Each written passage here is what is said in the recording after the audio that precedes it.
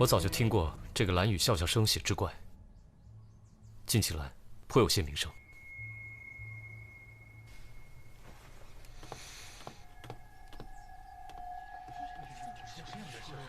第一个发现尸体的人是谁啊？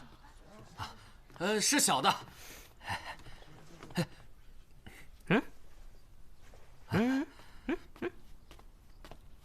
回官爷，正是小的。昨天晚上是什么情况？昨夜，我家主人从外面赴宴回来，小的与主人回房歇息，只见一颗斗大的长星从东南划过。挑重点的说。回官爷，我家主人好像知道有什么事情要发生一样，叫小的去少爷房间看看少爷睡下没有。小人看见少爷的房门虚掩着，推开房门，只见少爷伏在岸上，满地都是血啊！这一定是灾星上身了呀！那你昨晚最后见到陈南之是在什么时候？我家主人出门以前，少爷就进屋说要自己读书，就一直没有出来过。那你们家主人，还有你们家小姐呢？他们在哪里？我家主人受惊过度，现在还在房里休息。小姐前日得了郁症，一直卧床。这少爷的事情，小的到现在都不敢跟他讲。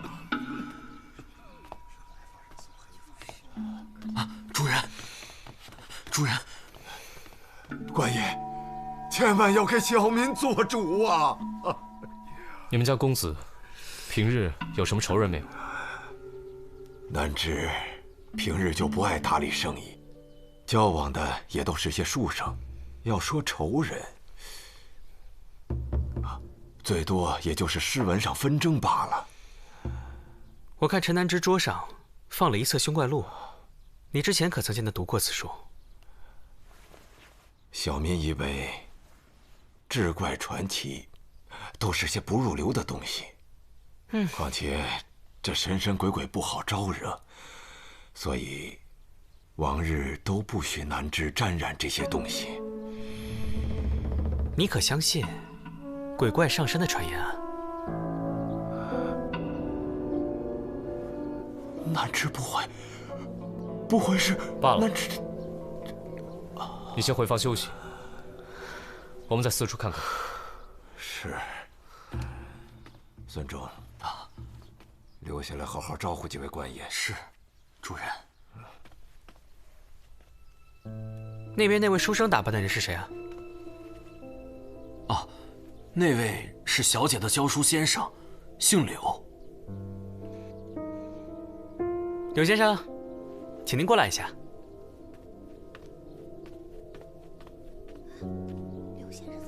柳延怀见过官爷。这位先生年纪轻轻就做了教书先生，想必一定文采过人吧？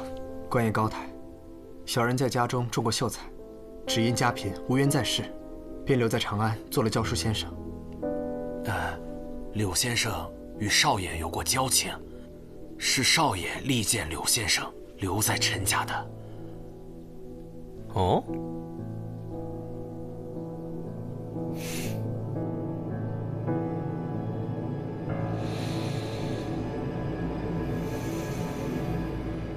凶怪路，城中最热的，看一看啦！凶怪路，城中最热的。哎，老板，这本书很火吗？那还用说吗？陈家公子一死，今儿早上卖了100多本了。哇，这个蓝雨笑笑生是何方神圣？这个蓝雨笑笑生可是个神人呐，笔法简洁锋利，故事曲折骇人。最重要的是，没人知道他是谁。哎，我都说这么半天了，几位不来一本吗？既然有了，那再看看别的。这书哪里印的？扉页上写着无涯书局。走，到无涯书局玩玩去。这是今天整理出来的系列，一共5篇，您看一下。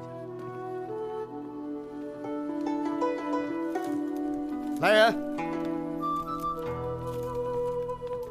大理寺办案，把你们掌柜的叫出来。官爷请稍等。几位官人有何贵干？你就是书局掌柜的？哦，不，小的只是一个管事。那你们掌柜的去哪了？掌柜的8年前去世了，将书局留给了邵掌柜。可邵掌柜天生爱玩，半年前出去游玩，一直没回来。现在书局由我来管事。可听说药商陈家公子之死？哦，有所耳闻。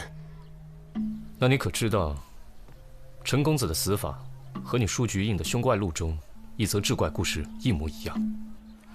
小的明白几位官人的来意，只是书局只负责挑选和售书，蓝雨笑笑生与书局之间向来只是书信联系，从无当面往来，从无接触。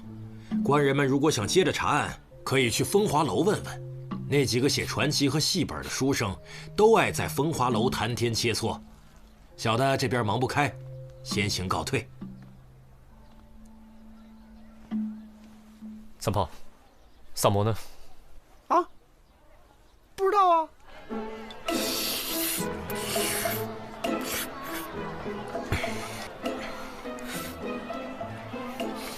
他在那儿。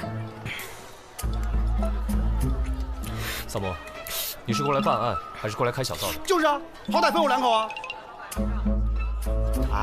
哎，自己买去。找才子切磋这种事情，你们俩去干不就行了？等我吃完这碗面呢，我就看看双叶验尸验的怎么样，然后就叫他上店里吃饭。吃饭？你这不是吃饭的吗？吃2顿不行？哼，撑死你啊！老板，再来碗牛杂。就你这饭量，皇上都养不起啊！哎，谢谢啊。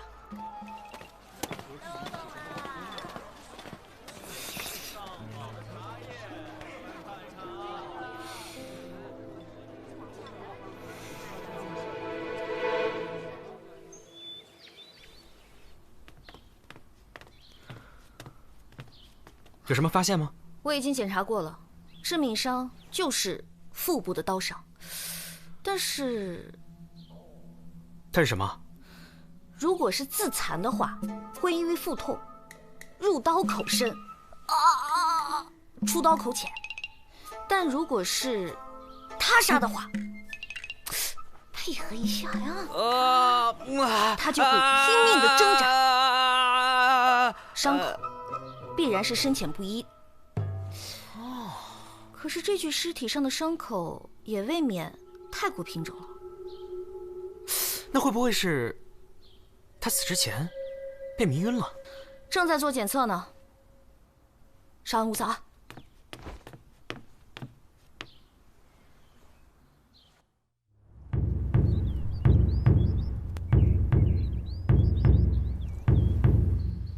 防火防盗，小心火烛。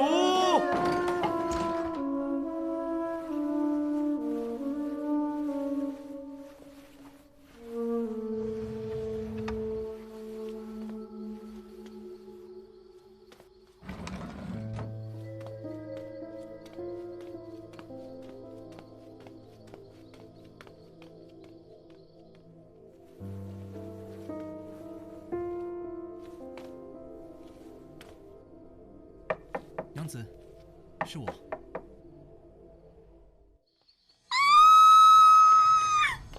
来人呐！出事了！快来人呐！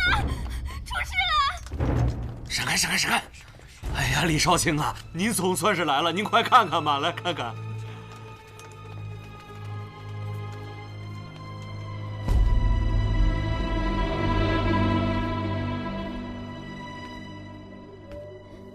早上我来服侍我家小姐吃药，可是她好像没气了。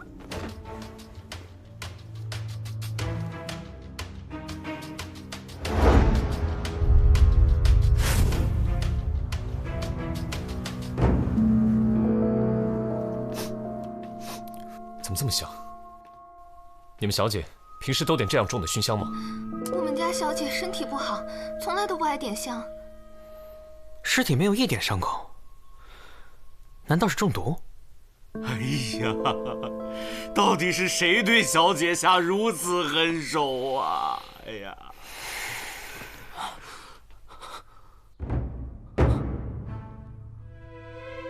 万子，不许进！让我进去！别拦住我！万子，万子，出去！让我进去！万子，不许进！再敢胡闹，我就把你带回大理寺。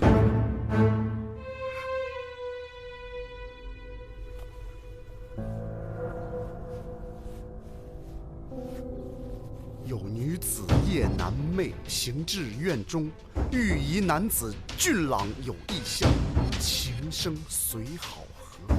每日4经，两人房中相会，长此以往，女子欲偏房，终卧床死，盖狐仙摄魂也。狐仙摄魂，狐仙摄魂，你们听过没？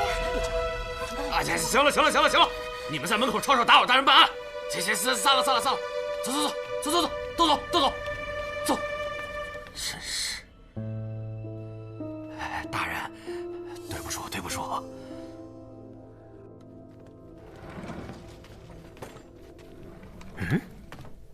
大人，这间就是柳先生的房间。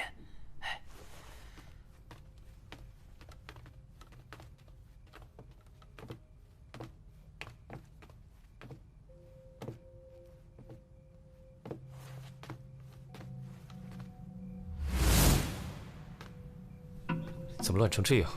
哪有读书人的样子？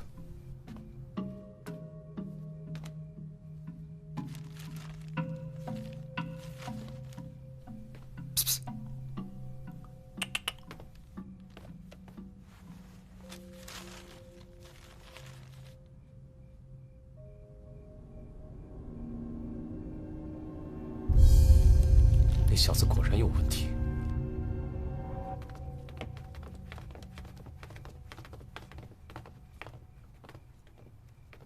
柳先生，麻烦你跟我们回趟大理寺。我们在你房间里找出了凶怪录的草稿，不管怎么说，你都脱不了干系。你们是怀疑小生是凶手了吗？柳先生，我们是不是应该叫你蓝雨笑笑生啊？哎呀，得亏啊抓到了这个蓝笑笑啊，不是蓝雨笑笑生，要不然啊他还躲在府里，多危险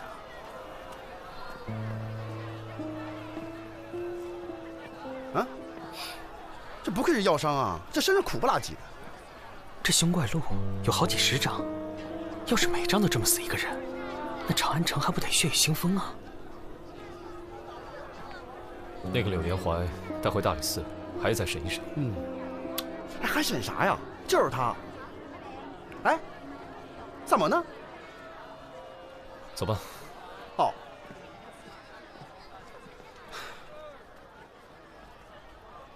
请，1日3次，按时服药啊。好，谢谢老板。行，慢走啊。哎，老板，问你个事儿啊，昨天是不是有个书生模样的人来你们这儿买药啊？哦，确实有这么回事。哎，他买的什么药啊？这病人的隐私，我怎么能随便？懂。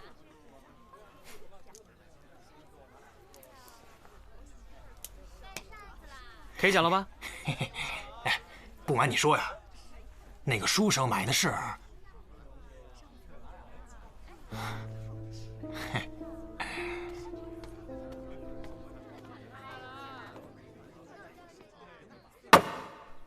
柳延怀，你与陈家姑娘私通，却被陈南之发现。看你不过一介穷书生，他当然会阻止。于是你便暗起杀心。为了掩人耳目，你便用书中的手法杀人，造成一种志怪杀人的假象。但你没有料到的是，陈家姑娘发现了你的秘密，所以你只能将她一同杀害。这凶怪录是抄自你的戏本，还有谁会比你更清楚里面的作案手法？官人，小生真的是被冤枉的。你可知道，陈家姑娘已有2个月的身孕，她的头部被插了一根尖细的银针，此乃死因，你手段何其毒辣！柳延怀，你可知罪？柳延怀，你可知罪？来人呢？来了，来了，来了。这都要结案了，你怎么才来啊？这个柳延怀根本不是凶手。什么？官人，小生真的没有杀人啊！你的推论是没错，可是其中有一个地方错了，所以整个推论都是不成立的。这是当时柳延怀需要不抓的几味药。当归、白芍、艾叶、厚朴，这是安胎药的方子。安胎的方子。我和婉在是真心相爱的。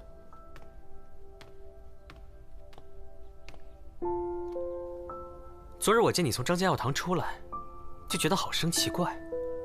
明明陈家就是最大的药商，何必要跑大老远到张家药堂去买药？婉在，他想让我买打胎药，可那毕竟是我们的孩子，我实在不忍心。那凶怪路是怎么回事？我原名柳延怀，1年前来到长安，化名柳叶刀。你说你是柳叶刀，那蓝雨笑笑生你可认识？陈南之，他就是原先的蓝雨笑笑生。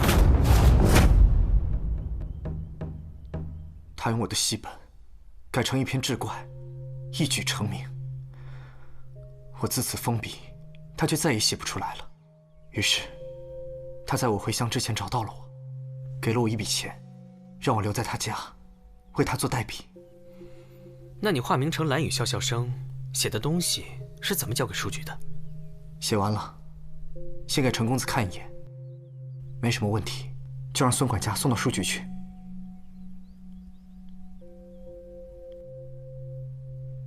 我从未听过有人愿意为剽窃自己作品的人代写。小生自然是有难言之隐，家母病重，急需用钱。我原先对他是心怀怨恨，可我与婉在情投意合，便不再计较这些陈年旧事了。这也只是你的一面之词。即使你不会杀陈婉在，但你杀陈南之的动机还是有的，而且你还没有不在场证明。那天晚上我在婉在房中陪他，昨天晚上也是，一直待到4更。我可以对婉在发誓，我真的没有杀陈南之。即便如此，你现在也脱不了嫌疑。来人，先将柳延怀收押。大人，草民冤枉啊！我可以对天起誓，我真的没有杀人。大人，我总觉得这柳延怀不像是凶手。你是在质疑老大的办案水平喽？如果这柳延怀与陈家小姐是真心相爱的，按照他的说法也能说得通。而且柳先生面相和善，并不像是面相。死人玩多了，改相面了是吧？切，你也不用白我啊。这样，那你说说，除了这柳延怀，谁最像凶手？这。好了好了，看你们愁成这个样子，把那个柳延怀交上去，不就什么都完了吗？第一桩是仇杀，第二桩是情杀，没有人会在意什么打胎药、保胎药这种东西，谁会细细追究啊？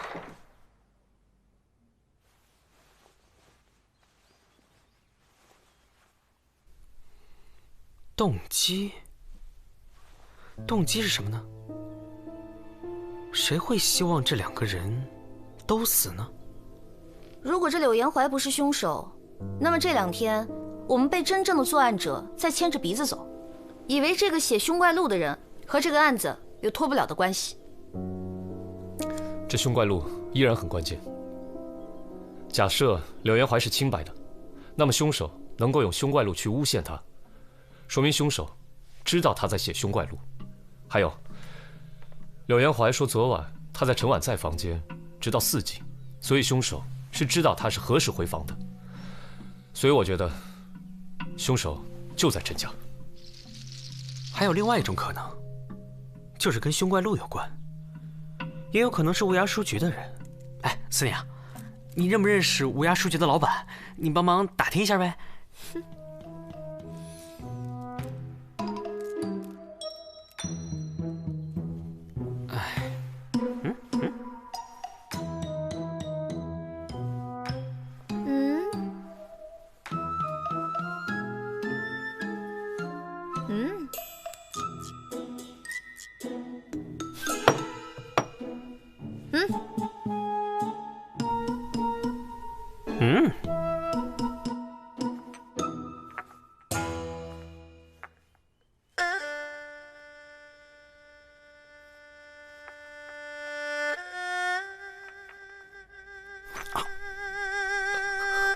包在我身上。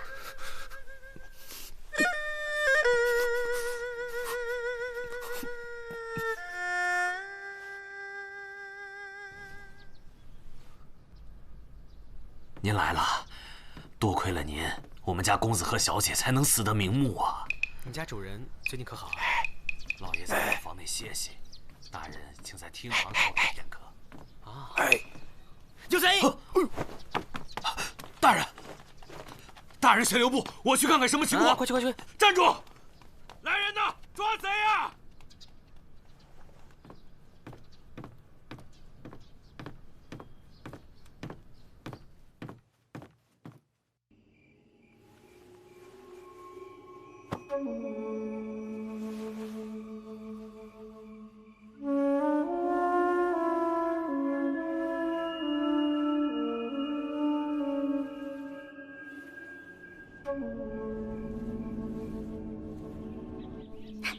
还是长安好啊，茶闻着都比别处的香。子苏来了。子苏，我前几日出长安帮内的办事去了，听说你们最近在查一个志怪杀人的案件，一回来就先来这儿了。来得正好，我们前2天查到的线索全都断了。我今天呢看到陈佑昌，他家里有一个那么大的灵芝，然后呢他还跪在蒲团上，对着大灵芝，嘴里面念念有词的，好像在祭奠什么似的。哎呀，那个陈佑昌一连死了1双儿女，那人家在家里祭奠也很正常吗？他多可怜呐！他家里没有厅堂，他干嘛不去那里伤心呢？再说了，哪有父亲跪拜自己儿女的？还偷偷摸摸的在祭拜，一定是另有其人。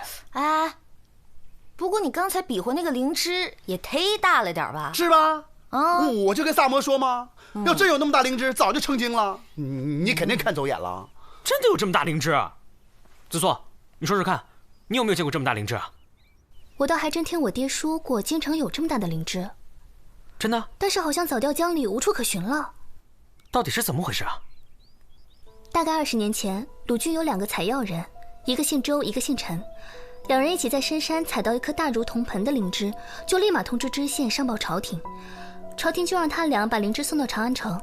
谁料途中遇到水匪，周家人全家都死了，陈家人都是侥幸逃脱了。又是姓陈。那这案子后来破了吗？没有记录。那陈家后来怎么样了？不知道，大概继续回去采药了吧。那你说这灵芝怎么会到了陈佑昌的手里呢？说什么呢？这么大个长安城，有几颗大灵芝很正常。大灵芝虽然是稀有药材，但陈佑昌人家是大药商啊，大药商有大灵芝，很奇怪吗？大药商有大灵芝不奇怪，可是没事拿个大灵芝出来拜，这肯定有问题。这个陈药商确实有问题。你们聊什么呢？聊个大灵芝。什么大灵芝啊？要你管。哎，四娘，这陈佑昌是哪里人？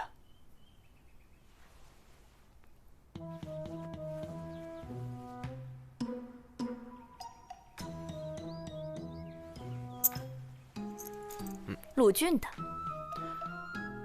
那他原来是做什么的？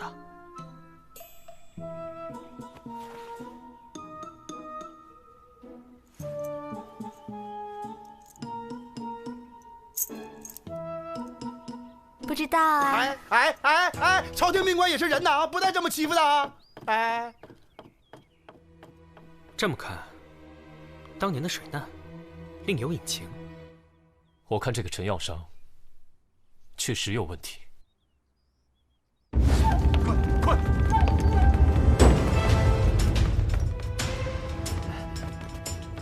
官爷请。干嘛呢？你俩门口守着。官爷，你家主人在哪儿？请跟我来。官爷，请你们一定要保护好我们家主人。放心吧，有我呢。啊，请。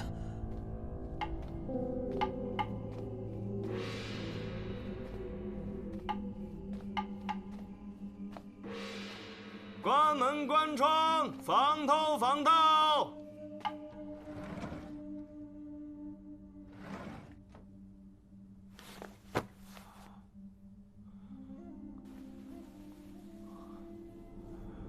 大仙在上，保佑子乔之源，脱胎转世，永登极乐。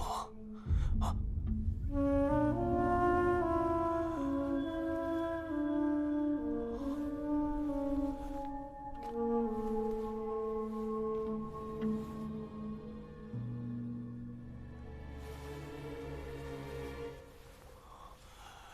大仙在上，保佑子乔之源，脱胎转世，永登极乐。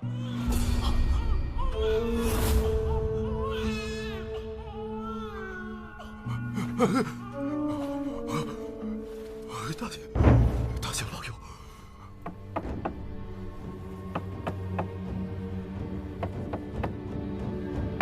老爷，您没事吧？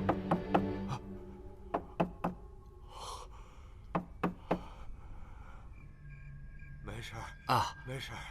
那您有事儿，您就叫我。好。二位官爷，辛苦了。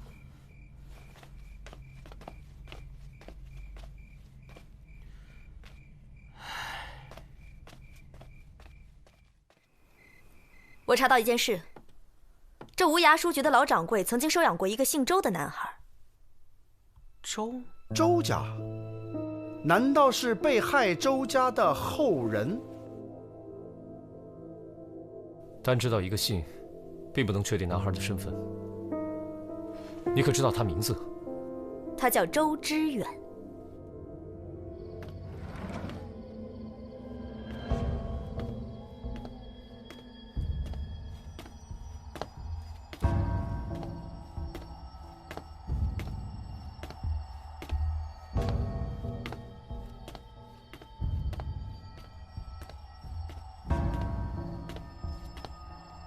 谁？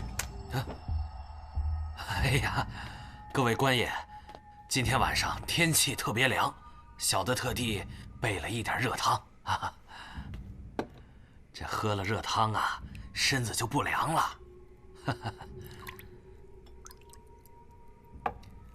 快，趁热喝了吧啊！趁热喝。说是这老掌柜死之后，这姓周的就继承了书局，但现在整个书局里都找不到这个人，只有一个姓常的管事与他来往。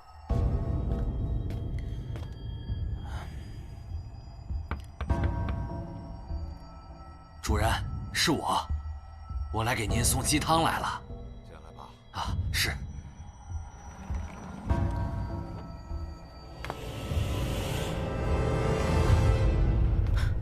等一下，孙仲进府有多久了？半年前。不好！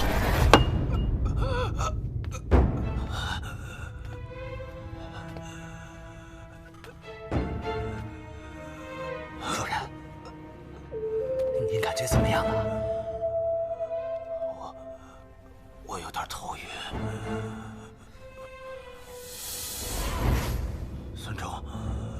孙仲，你要干嘛？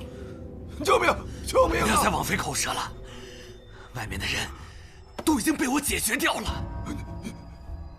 孙仲，我扪心自问，我在府上对你不薄，你为什么要这样对我？陈有昌，我今天非得挖出你这颗黑心不可！原来是你！你为什么要灭我陈家满门？那你说，20年前，你为何要对我周家痛下毒手？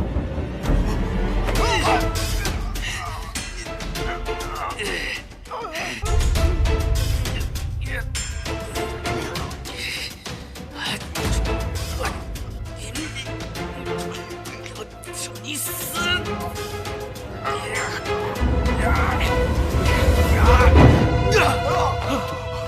放开我！你们放开我！我今天要不杀了他，我就不姓周。志远，你怎么没死是吧？陈有昌，当年你为了灵芝，你设计杀害了我的全家。幸亏我的爹娘将我扔到江里，我才逃过一死。后来被我义父捡到，把我抚养成人。半年前，你那个臭儿子动了你的宝贝，到了书局，想用它收买我，碰他那本狗屁不通的小说。场管事把灵芝拿出来，我就认出来了，他就是导致我家破人亡的东西。那时候我就在想，我报仇的机会来了，我也要让你尝一尝家破人亡的滋味，然后我再亲手把你杀了。这么说，你认罪了？这个姓陈的东西，他才是最大的罪人。够了！如今你们都命案在身，来人，把陈有昌抓起来。是。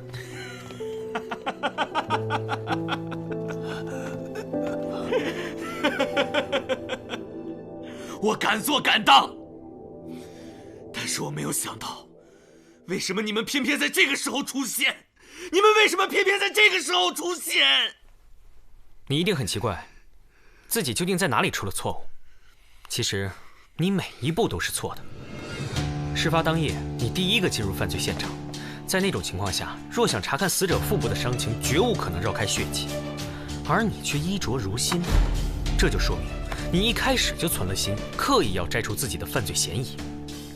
另外，若按常理，死者中刀后，身前的血迹应该以腹部为起点呈喷射状态，然而现场并非如此，血迹走向均匀，可见是被杀后搬运至此，从腹部伤口缓慢流淌所致。另，血迹喷溅在书稿上，而书桌上却一滴都没有，可见此处并非第一犯罪现场。显然，凶手试图把犯罪线索引向凶怪路。当我提及鬼神作案时，陈有昌惊恐万状，而你的神情却略带自得，是以为我们入套了吗？柳元怀出现时，你第一时间向我提及他与陈南之的交集，迅速把犯罪线索引向了与你无冤无仇的无辜者。随后，陈婉在的死亡现场，尸体毫无伤痕，可能是他杀，也可能是暴病。在仵作确定死因之前，又是你第一个跳出来说，到底是谁下的毒手？这就说明你早已知晓陈婉在的死因。我让他们抓柳元怀，也是为了让你放松警惕，继续作案；派兵进驻陈府，也是为了逼你早点动手。我之所以一直没揭穿你，就是想知道你真正的犯罪动机。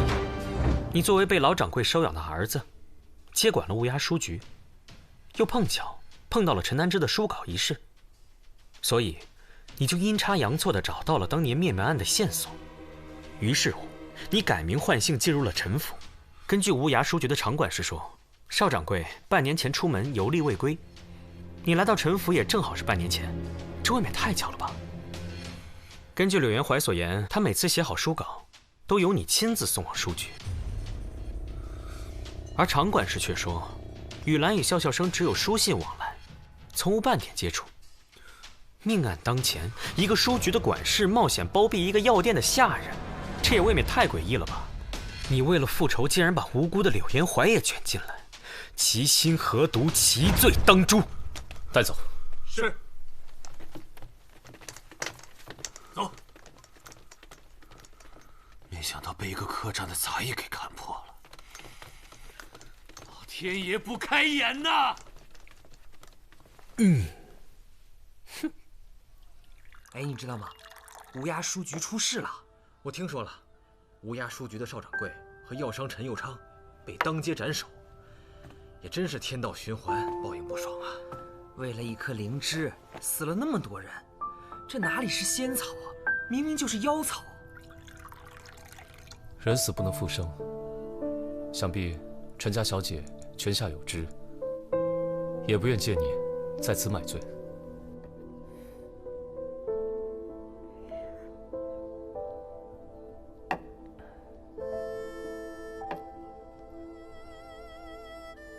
这些天陡生变故，我一时还没有回过神来。我给你在翰林院安排了职务，负责看管藏书阁，拿的钱可能比陈南之给你的少一些，但你可以看里面的藏书，我想对你的写作会有些帮助。真是要劳李大人费心了。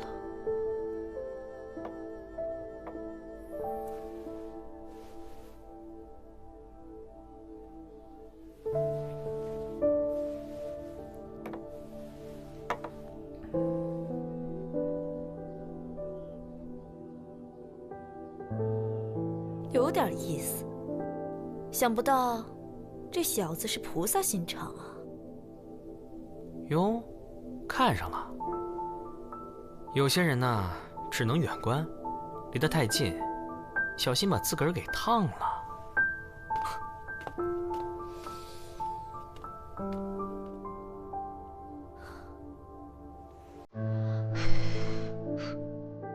烫一下也不会死吧？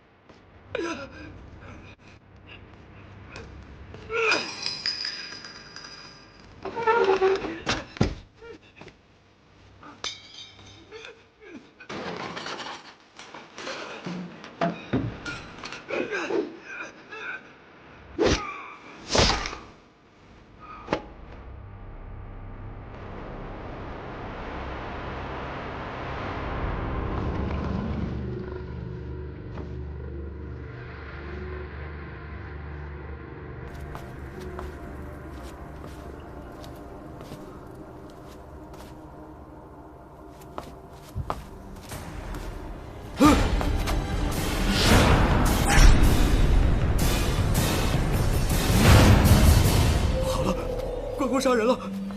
关公杀人了！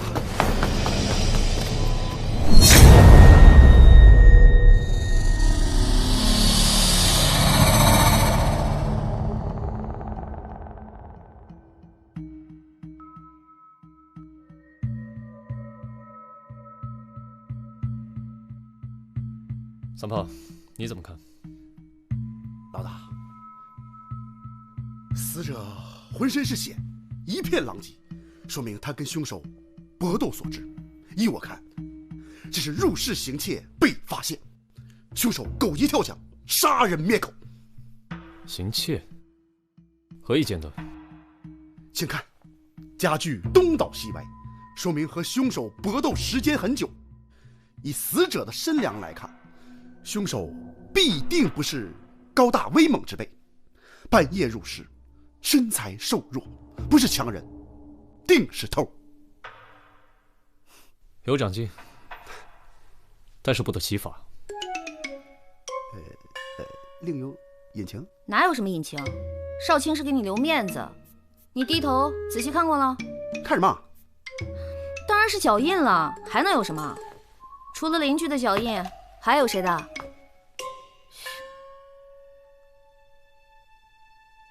好像这刀……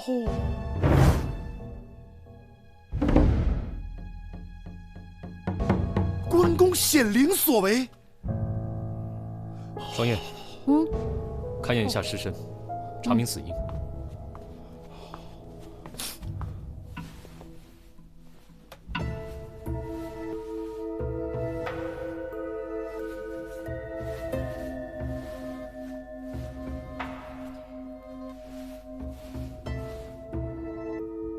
少卿，死者的指甲里面有大量的皮屑，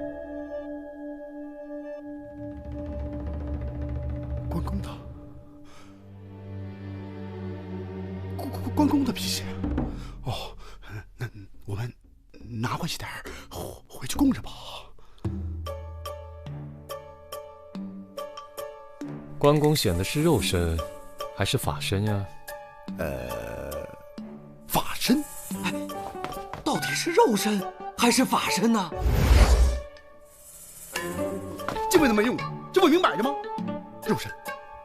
不，我说的是，凶手与他搏斗的时候被抓伤，那不就好办了吗？这些皮屑不一定是凶手的，就算是凶手的，也不全是。你们看，他的颈部有大量的抓痕，他抓伤的很有可能只是他自己。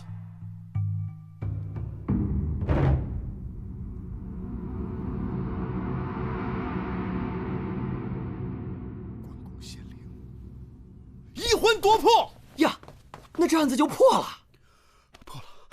破了呀！真的。你想啊，他和凶手搏斗，没有假人，只有你的。关公的刀伤了他。关公显灵了，破了呀！破什么了？怎么就破了？谁破了？黄三炮，我要你有什么用？清场！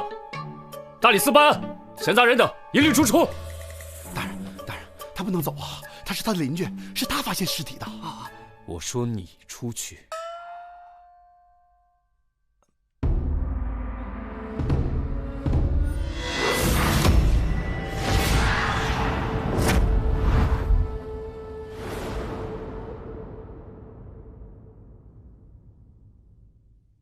按武德律，这杀人罪按律当斩，知情不报以从犯论处。报与不报，你选一个。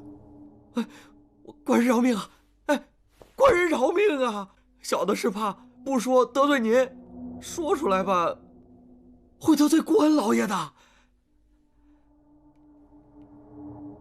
我们老爷可比关老爷不好惹啊！哦，那小的说，昨天夜里小人都已经睡下了，突然听到隔壁苏秀在家里有桌椅被撞倒的声音，小人本以为是他家娘子回来了，俩人又吵架了，小人就想着去看看热闹，啊不，是去劝劝架。他娘子人呢？好像是回他娘家了。他二人经常吵架吗？没错，经常吵架。从什么时候开始的？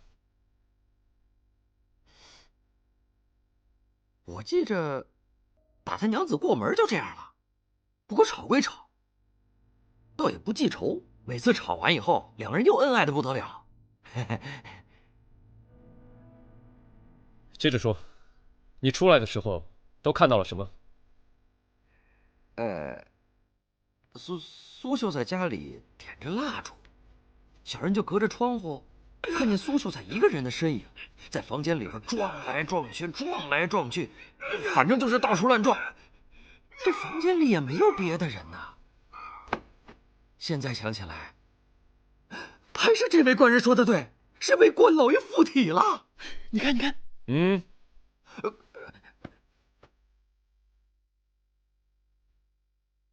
那你出入的时候就没看到什么人吗？没有，小人进去的时候就看见苏公子已经躺在地上了。哦，还有那把关公的刀，沾着血，就掉在旁边了。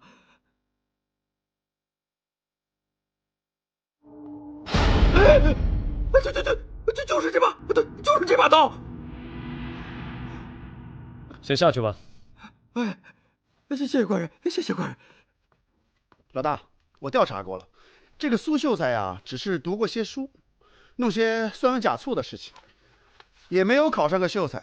所以说这大伙儿开始只是挤兑他，管他叫秀才，叫着叫着呀，也就叫开了，啥也不是。他一个读书人，在家里供关公干什么？这个苏夫人啊，是赵少贝的独女，是习武世家，所以说呢，这供关公啊，可能是从他娘家带过来的习惯。通知过苏夫人了吗？啊，我已经让人去了。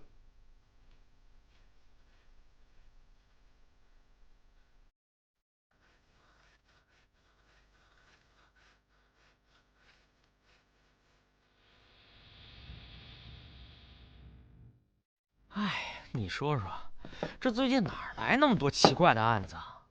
这以前查案子吧，那好歹还给点辛苦费，现在接案子呢，只见着案子，一个子儿都见不着啊！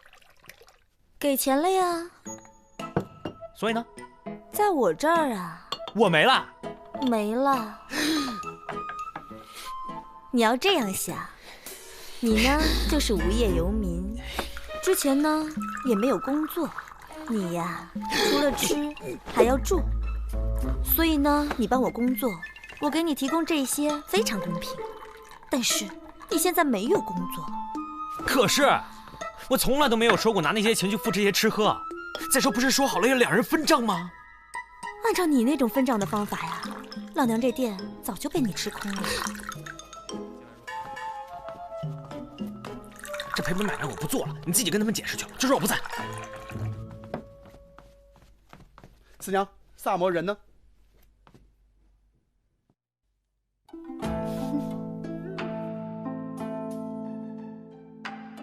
萨摩呢？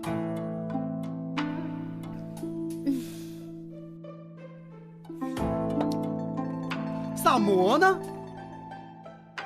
哦。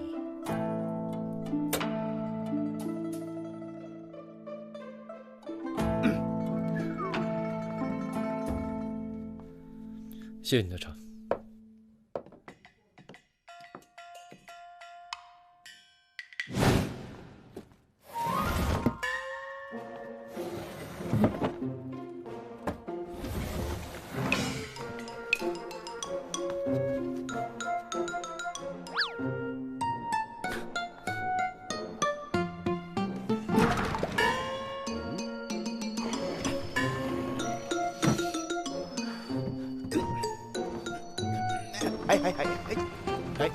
哎！我去！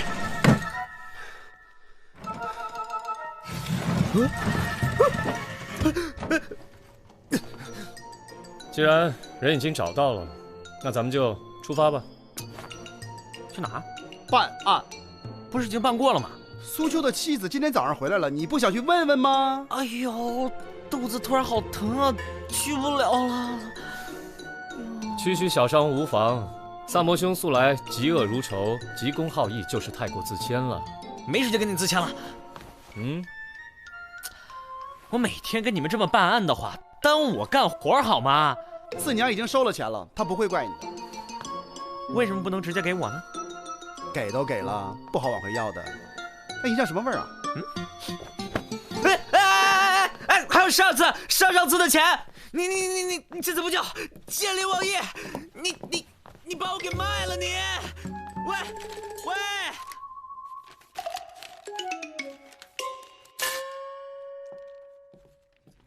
镇威校尉，一个从6品的武散官而已，倒算不得什么武将世家吧。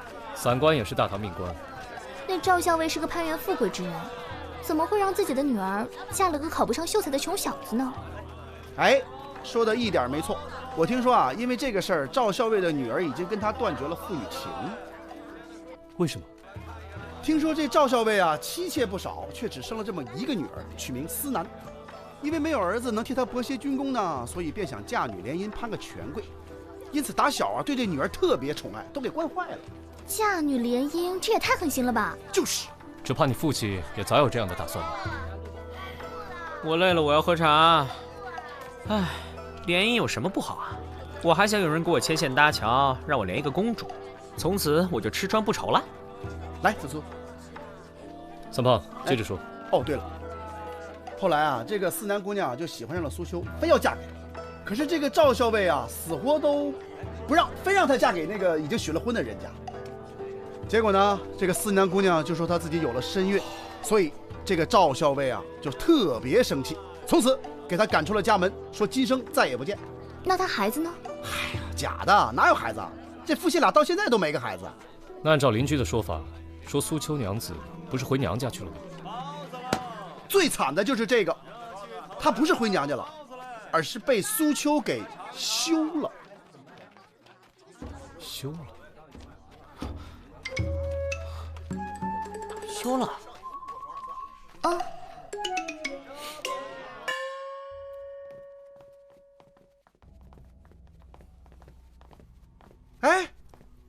是说回来了吗？人呢？苏夫人回来没进屋，直接去后院了。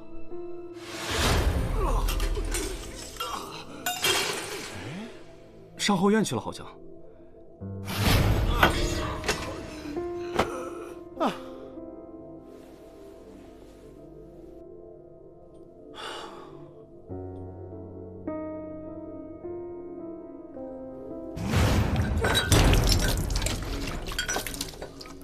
这个房间从昨天就一直这样吗？是。那这些杯子，从昨天一直就摆在这儿吗？嗯。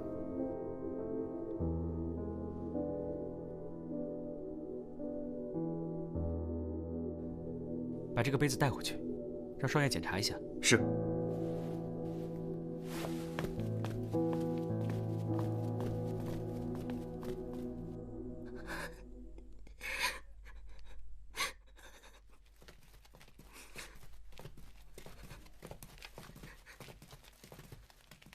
你是苏夫人吗？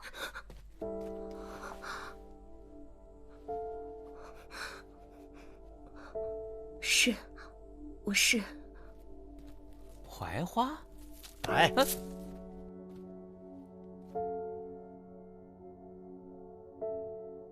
我们是大理寺的。你们能不能告诉我，我的相公究竟是遭了什么样的毒手？案发是在昨夜，当时你在哪？你们是在怀疑我？你对外称你是回娘家，可据我所知，你跟娘家早就断绝了关系。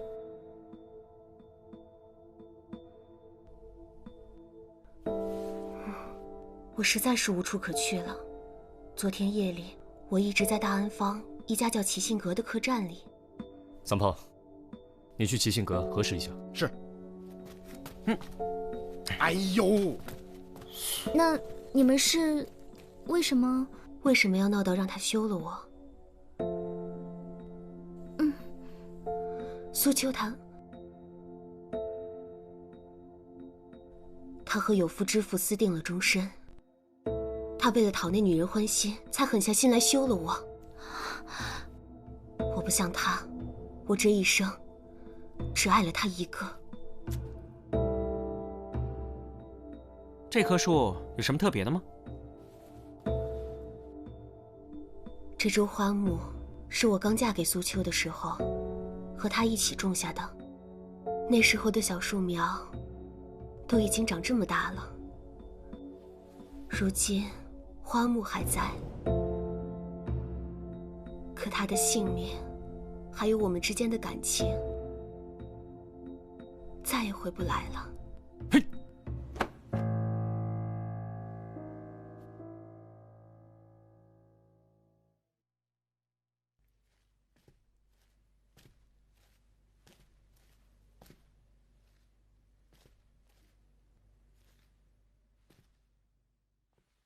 老大，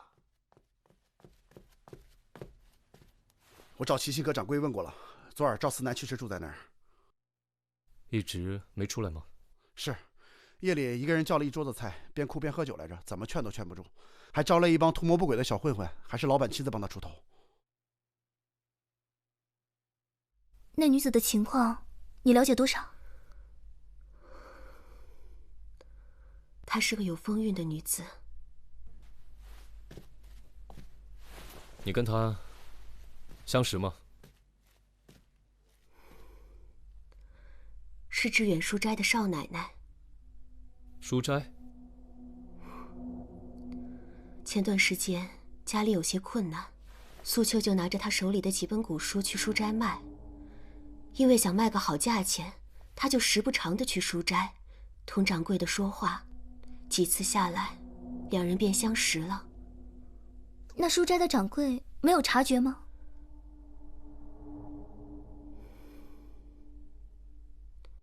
可是你们家怎么会供奉关公呢？赵府向来就是供奉关公的。我嫁给苏秋的时候，那边已经同我断了关系，所以什么嫁妆都没有。是待我的乳娘偷偷的把这尊关公像给请出来的。他说，这原本就是我爹娘给我备下的，既然同丈夫断了关系，往后的日子要是难过，就全靠关老爷庇佑了。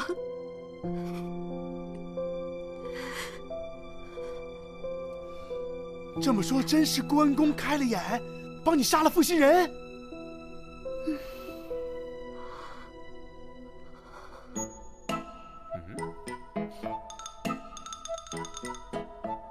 哎，别碰到，他会显灵的。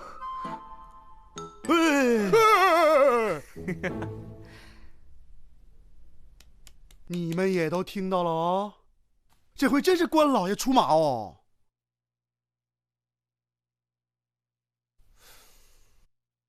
这次的案子确实蹊跷得很，死因很明显，致命伤在喉部。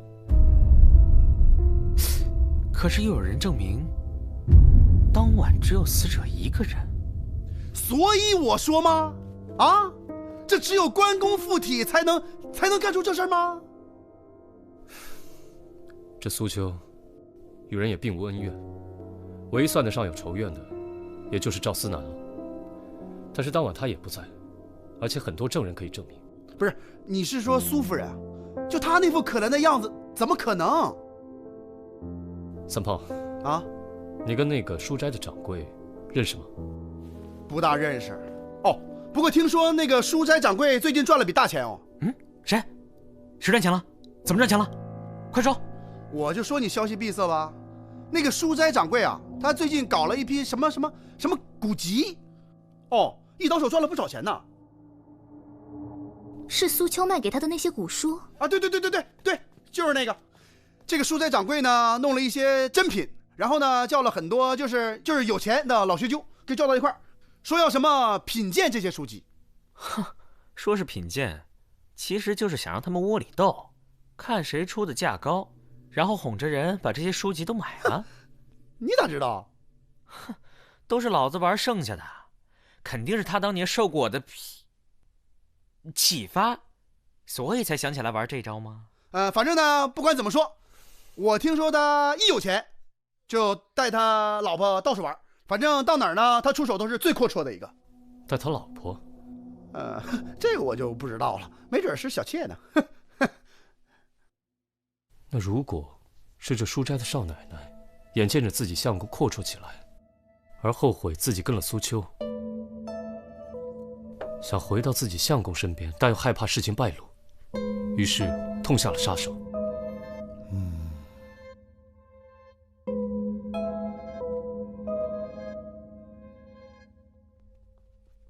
请。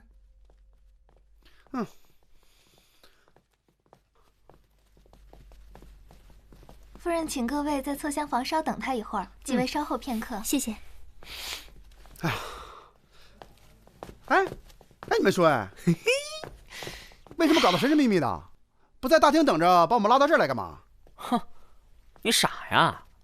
现在这个夫人什么情况？她的夫君呢，不知道她在外面跟人私通，而她的情人已经死了，连个下家都没有。这种情况下，当然是能瞒则瞒了。就你们还大张旗鼓的跑到人家府上来询问，现在也就是因为掌柜的不在，所以人家才能让你们在这儿等，否则的话，不把你们打出去啊，就算是很客气了。我就纳了闷儿了啊，怎么那么多人家喜欢养些花花草草，好闻吗？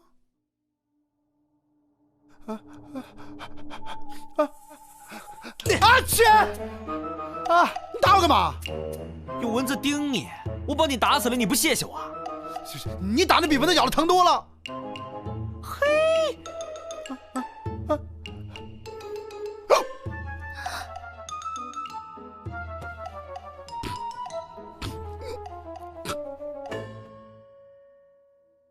案发当时你去了哪里？昨天白天的时候，他托人带信儿给我，说让我去趟他家。我还纳闷呢，怎么能这么正大光明的去他家呢？到了以后，他才告诉我，他已经休了妻，说要同我私奔。私奔？我真是又喜又怕，同他商量了好久，我们才计划好路线。回到家以后，慌慌张张的过了一夜。今天早上，等我夫君出了门，我就说是细软，谁知道他……你是说，昨晚你跟何掌柜在一起？昨天你去他们家的时候，有没有吃什么东西啊？或者有没有喝茶呢？没有，我没有吃东西，也没有喝茶，我从来都不喝茶的。啊切！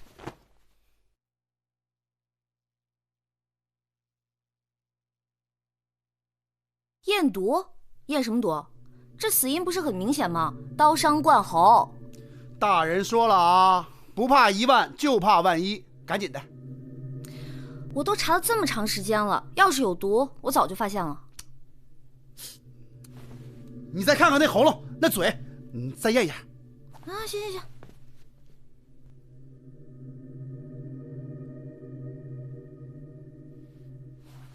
看到没有？没毒。不是啊？哦，对，来，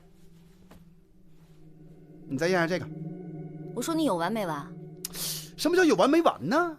这老大说了啊，工作要认真。你哪那么多废话？快！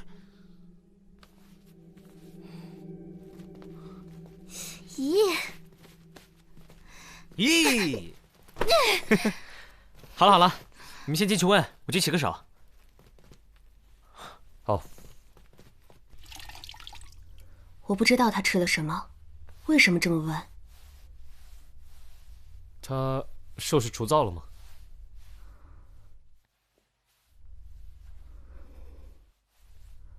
我没留意，可能是在外头吃的。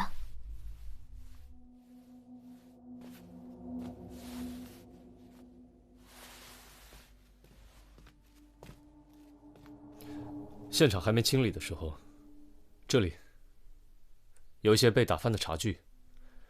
苏秋，她平常有喝茶的习惯吗？他唯一的爱好就是品茶。那他可有固定的品茶时间？一早一晚。那他平时爱喝什么茶？这个我不太懂，要不然我去把茶叶给你们拿过来吧。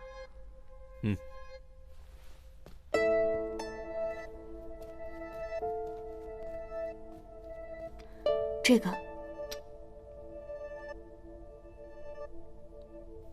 这是什么人送的？你怎么知道是别人送的？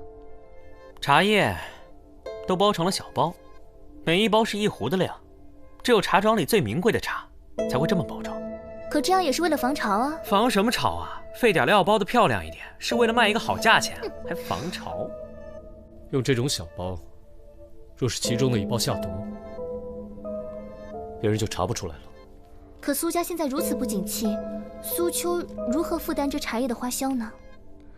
是茶庄掌柜送的，他是苏秋的发小。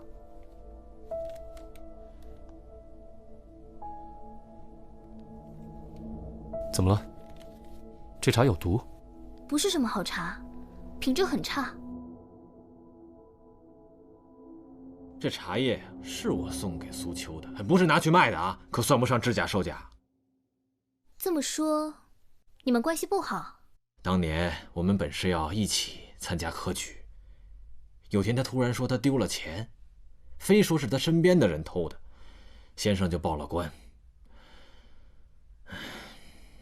你是说钱不是你拿的？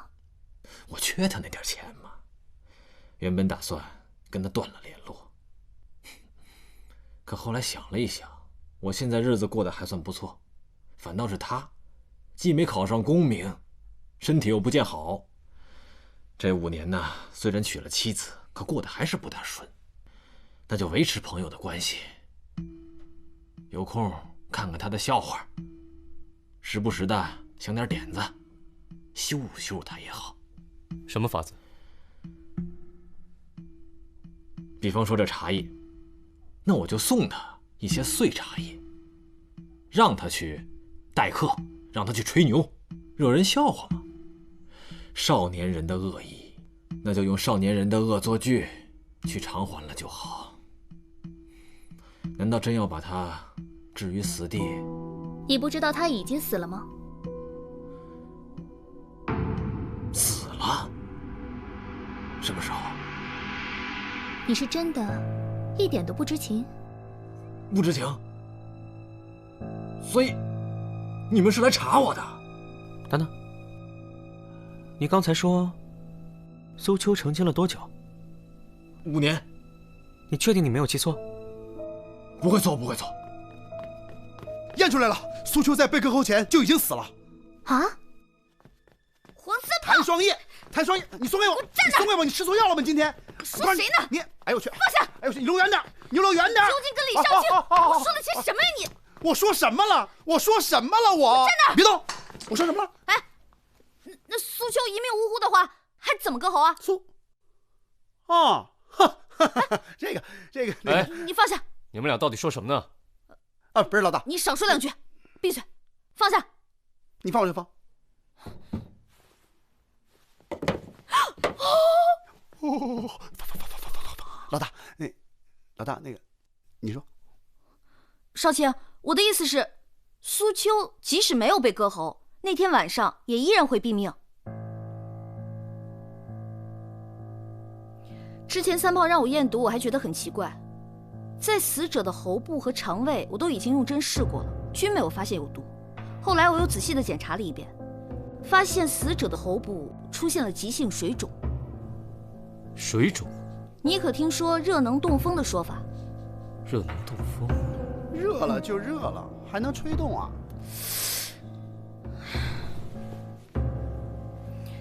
我推测苏秋是个热性体质，若不慎碰到了什么不该碰的东西，便会邪热侵袭。轻则瘙痒难耐，重则……哎呀！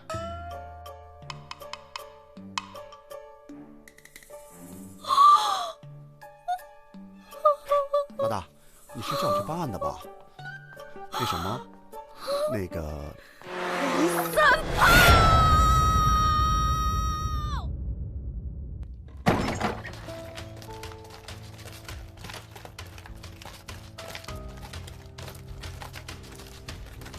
待会儿咱们早点回来啊。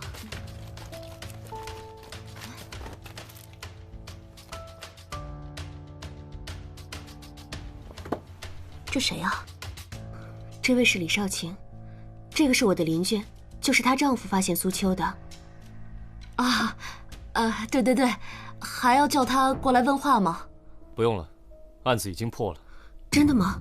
啊，到底是谁对苏秋下了这么重的手啊？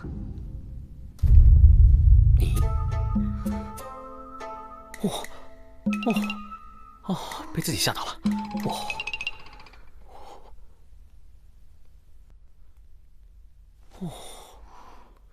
你们一定是弄错了。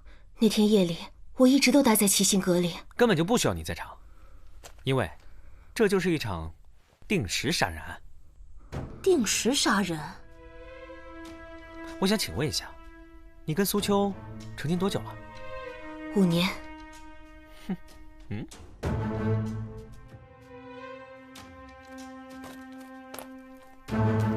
这是棵槐树，木质坚硬，生长缓慢，年轮间距是2到3分。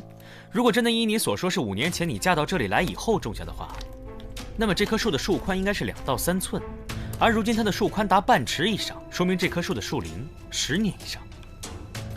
这棵树对你来说是没有任何意义的，那你为什么说谎呢？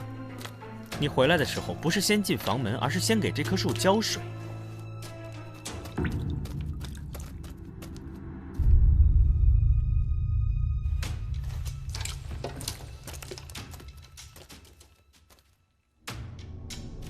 是何原因呢？你并没有你表现出来的那么难过吧？否则你怎么还会有心情给无关痛痒的花木浇水？所以你在这件事上说了谎，来掩盖自己的异常行为。可是这件事情呢，你又不得不做，所以我就推测，你一定是想毁灭关键性证据。水里有毒！啊，这不可能啊！那我们喝的水也是从那井里打上来的，要是那水里真的有毒的话，我们早就死了呀。这水里面确实没有毒，可是即便是同样一盆花，有的人会闻到花香，有的人却会因为花粉不服而狂打喷嚏。啊嚏！苏秋对花生不服的事情，我想除了苏夫人，没有人会更了解了吧？那么在案发当日踏上的茶具里，怎么会出现细小的花生碎屑呢？这不就是一个很普通的杯子吗？有什么好验的？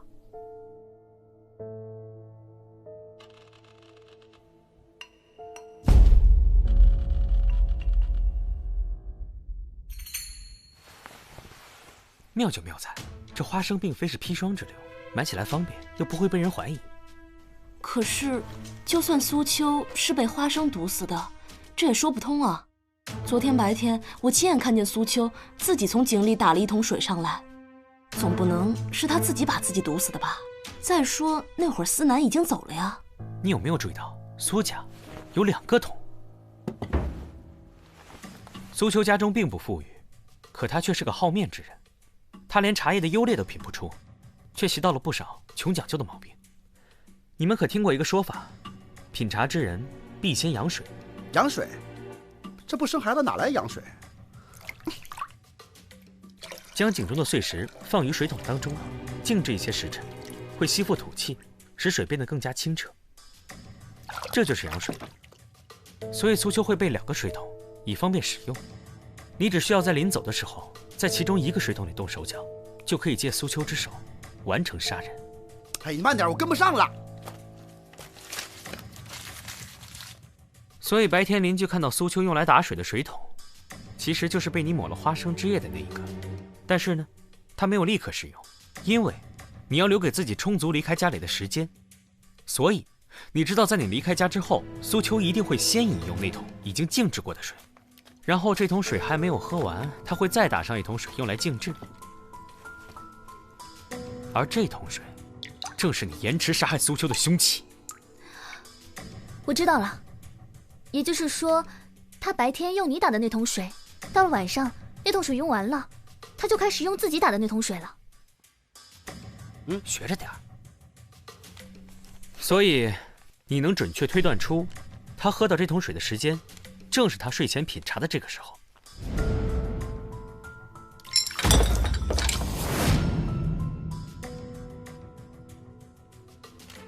那关公那把刀是怎么回事？这就是他另一个高明之处，他知道很快就会怀疑到他身上，所以为了混淆视听，他就制造了关公杀人的假象，而且为了洗清嫌疑，还做出这副惹人心疼的样子。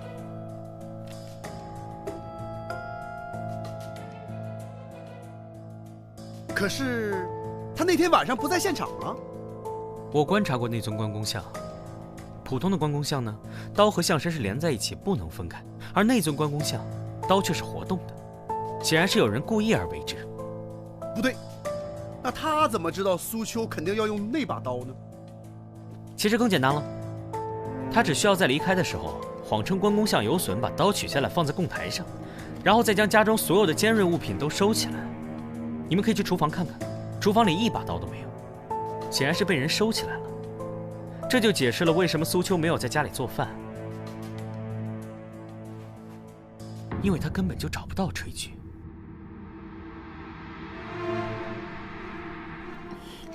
哎，你倒是说话呀！没错，你说的一字都不差，我就是这样把他给杀了。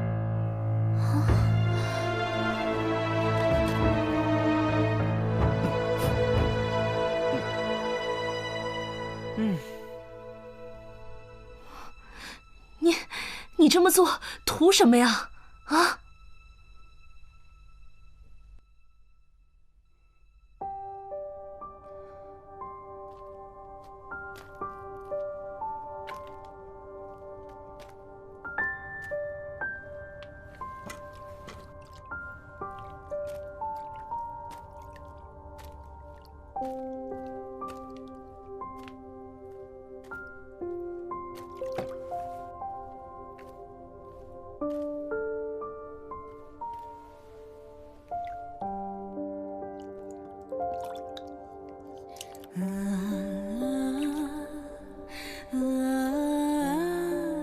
当初我放弃了一切嫁过来，却发现我所倾慕的他的才气，全都是抄来的。他若对我好也就罢了，可他偏偏还是个滥情之人。他他背着我，不知道找了多少女人。我从小被宠坏了，哪里受得了这个？来一个，我便插一个，一直这样吵吵闹闹的，我也就是忍了。可这次，他竟然说要休了我。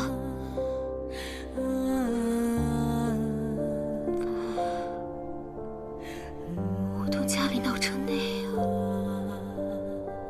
他休了我，让我上哪儿去呢？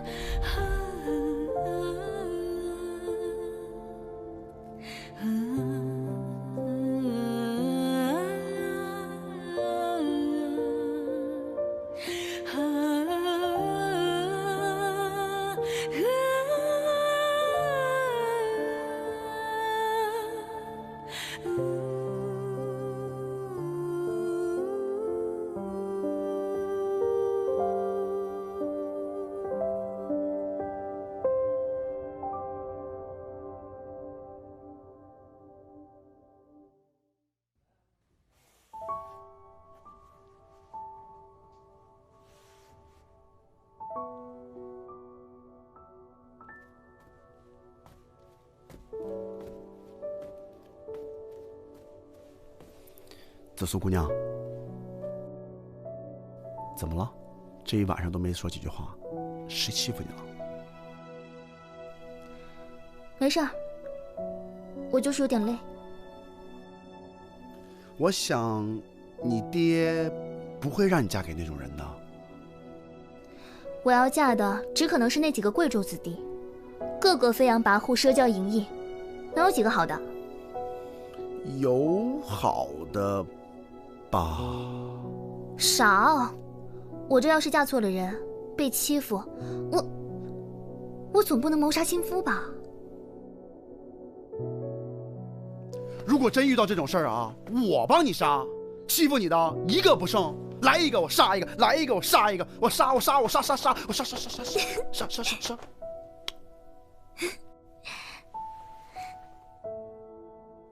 干嘛？我长安城大理寺炮哥，我朋友遍布长安城，你说杀谁？我啊，你说杀谁？你定，杀谁？杀谁？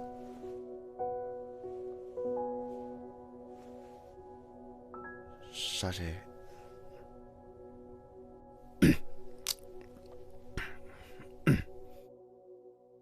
天夜凉，早点回去休息啊，别冻着。那我先。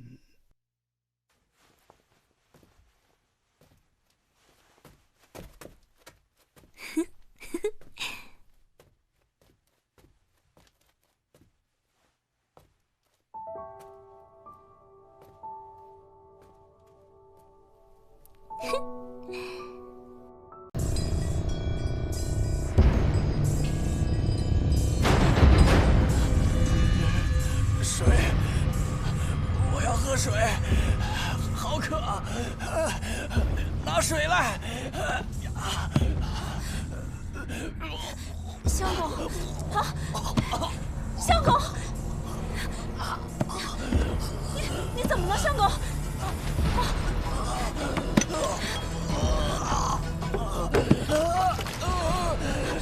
相公，水来了。相公，你别吓我呀，相公！相公，相公，啊，相公，相公，你醒醒啊！相公，相公，来人呐！救救我，相公！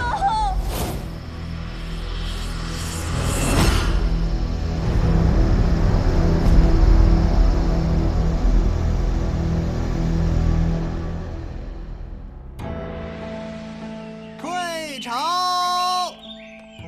吾皇万岁！万岁！万岁！现在是政事混乱时期，陛下发脾气也是自然，更何况是皇家金库失窃这样的事情呢？皇家金库失窃案迟迟未能告破，为何不让大理寺接手呢？大理寺另有任用，皇上让大理寺去管东水村的瘟疫。听说那村里的瘟疫闹得厉害，接二连三的死了不少人。看来这大理寺的日子要不好过了。不光是大理寺，这危机若处理不好，这朝廷就成百姓的笑柄了。时局纷乱，各自珍重吧。谭生业，你说瘟疫这玩意儿管用吗？你猜？老大，这回瘟疫太吓人了，听说当天得当天死，棺材都来不及买呀。我在书上可见过比这更可怕的瘟疫。就你书看得多。哼，切，这可不是开玩笑啊！如果是呼吸道瘟疫，随时有可能扩散到长安城。那怎么办？去死！可是好好一个村落，怎么会爆发瘟疫呢？这总得有个源头和起因吧？据我了解，这东水村一直山清水秀的，别说瘟疫了，人迹都罕至。哎，听说啊，那些尸体特别的有造型感，面部抽搐，四肢扭曲，光想想就觉得特别带劲儿。双眼这也太恶心了吧！就是，你懂啥呀？切！如果是瘟疫，我们得抓紧找到源头。长安近郊天子脚下，万一扩散就完了。我们明日一起去一趟，你能行吗？当然能行。这样耽误下去会出更多人命的。紫苏妹妹，你可别被吓哭了。我哪次哭了？我就只不过就是对那个东西。哪个呀？就那个呀。哪个呀？反正就是那个东西。你怎么说话呢你啊？怎么了？你以为谁都像你啊？女子汉子，分不清也。慌，怂胖。我哪怂了？我哪件事怂了？你就怂了。我哪件事怂了？怂。我哪件事怂了？够了。老大，我上天入地无所不能，乃居家旅行之必备神器，带着我。这疫病可不是儿戏，还是谨慎些为好。双叶，避瘟病伞可都备好了？当然。对了，我觉得还需要一个人。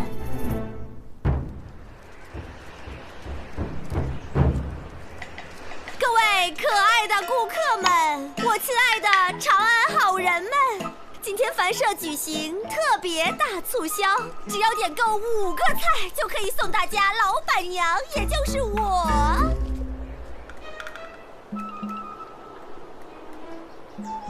为大家跳西域舞一段。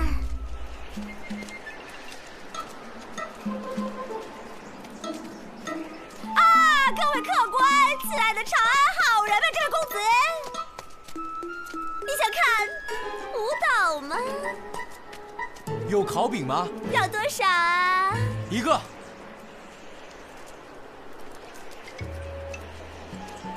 公子啊，我看你长得像个饼。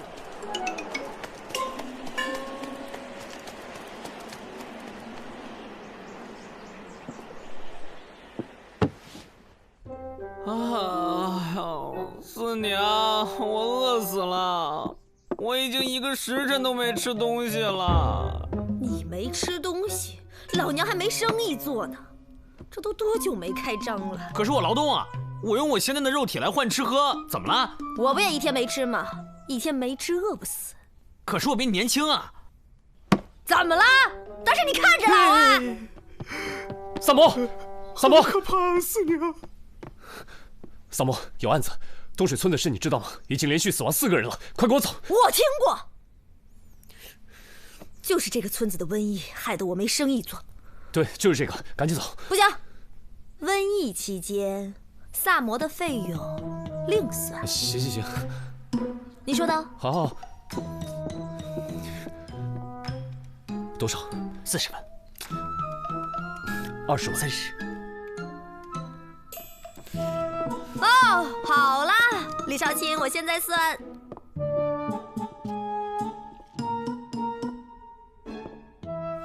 可以啊，你们2个。气死我了！我要爆发了，想砍人，老天派个杂碎给我砍一下呀！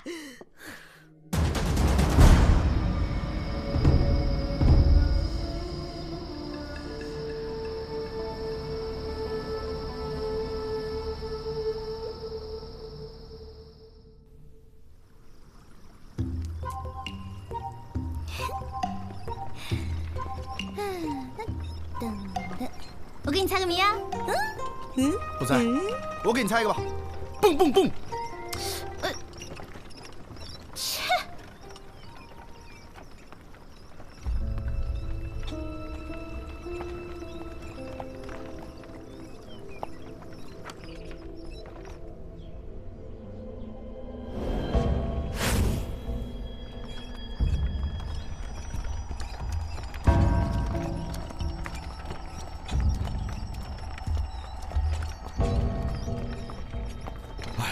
各位官人辛苦了，辛苦了，辛苦了，辛苦了！一路奔波赶到我们这里来，真是感激不尽呐！李正让老小来到村口接应。别说这没用的，前面带路。哦。哎！有老鼠。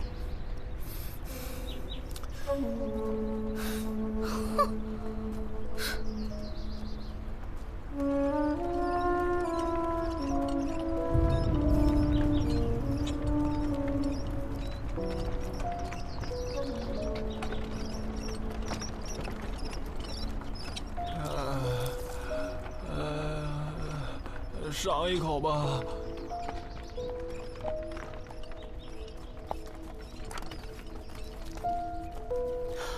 渴死我了，总算有口水喝。官人，那水不能喝呀！那水可万万喝不得呀！怎么不能喝？为什么呀？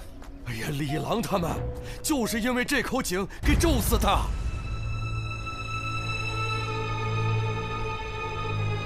老人家，你别着急，到底怎么回事啊？前些日子，我们把这口井修缮了一番。哎呀，那几个负责的，包括李郎，全都死了啊！我们觉得呀，可能是因为动了这口井，惹恼了井中的龙王啊！各位大官人，大官人，各位大官人，久等了，久等了。我是东水村李正，你们也看到了，最近村子里死了好多人，出了这么多事儿，我实在是公务繁忙，还请各位见谅啊！各位赶了这么久的路，一定饿了吧？我准备了些酒水餐食，请各位移步。不用了。双印，你跟紫苏先去死者家里查看。好。李正，带我们去村里看一下。好，有请。请。哎，什么不用了？我要吃饭，我要喝水。我要吃饭，我要喝水，尝一口吧。这东水村一直都这么萧条吗？原来并不如此，真的是土地平旷，屋舍俨然，有良田美吃桑竹之属，家家户户其乐融融。可好景不长，没想到我上任不过3年，就变成这个样子，都怪我治村无能啊！所谓大宽公命运，大慈悲公命运，大智慧公命运，大般若公命运，大慈悲公命运，大吉祥公命运，大福德公命运，大功德公命运。这位啊是男主嫂，村里人都叫她神婆。有说种种微妙之音，所谓禅波罗蜜因释波罗蜜因禅地波罗蜜因地地波罗蜜因禅波罗蜜。他母亲生下他后就暴毙而亡，当月全村开始大旱，父亲离家出走，不知所踪。村里人都把他当作不祥之人，尽量躲着他。官人，这边走吧。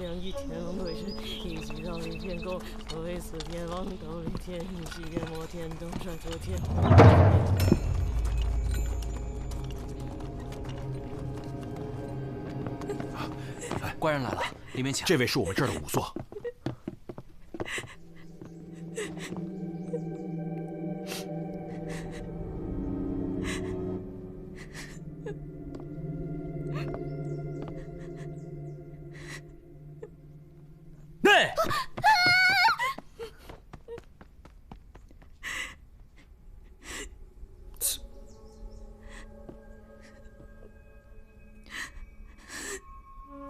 这几个人都是参与修缮古井的。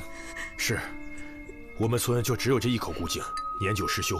我让他们几个趁农闲时候修缮一番，谁曾想，他们回来以后，仿佛恶灵附体，每个人都暴毙家中。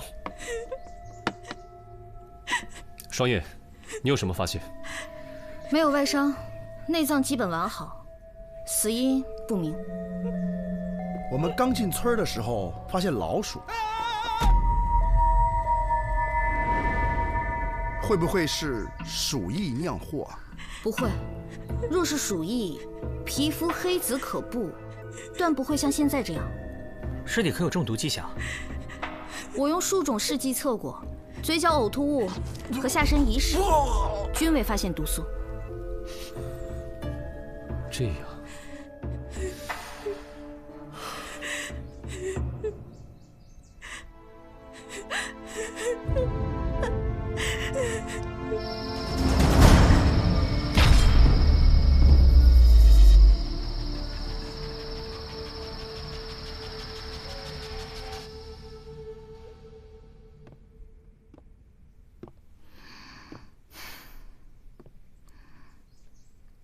子苏，哎，捂上点儿，瘟疫，都捂上点儿。你们都捂上，你们都不想活了。你们不觉得这件事情很奇怪吗？没有外伤，也验不出毒素，还能是什么？会不会是其他疫病？怎么可能？4个死去的都是男丁，什么疫病啊？传男不传女啊？那就好。哎，子松，刚才那个刚死那个人啊，他的表情啊，特别像是被吸了魂魄。各位官人，这些日子辛苦，我来是想提醒各位，村子里晚上有宵禁，烦请各位留在屋中，尽量不要外出。啊？凭什么不让出门啊？又不是长安城，搞什么宵禁啊？哦，今天诸位也见到了，那个男主嫂啊，就是那个神婆，这些天她的情绪特别不稳定，我是担心。担心什么？别吞吞吐吐，有话快说。这件事说来话长，这个男主嫂啊，生性孤僻，擅长着邪门巫术，经常搞得村民惶惶不安，心神不定。村里人都害怕，敬而远之。这些年，村里陆续发生了一些儿童失踪案件，可是我们查来查去都没有头绪。我们怀疑，失踪的儿童可能与这个男主嫂他的巫术有关。他可能为了祭天，把这些儿童作为了祭品。哦，还有，这个男主嫂啊，特别讨厌生人。我主要是考虑到诸位的生命安全。你放心，我们哪儿也不去。忍。他不会变法术吃了我们吧？诸位放心，我一定尽力的维护好诸位的周全。不用，我们可以保护自己。啊，那就好。那各位官人，我先回去了，在下告辞。嗯，带上。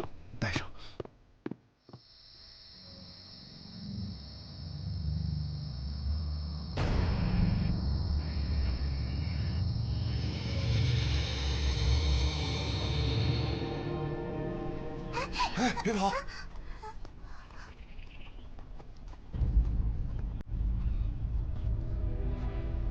真有死人了！这么显肚子。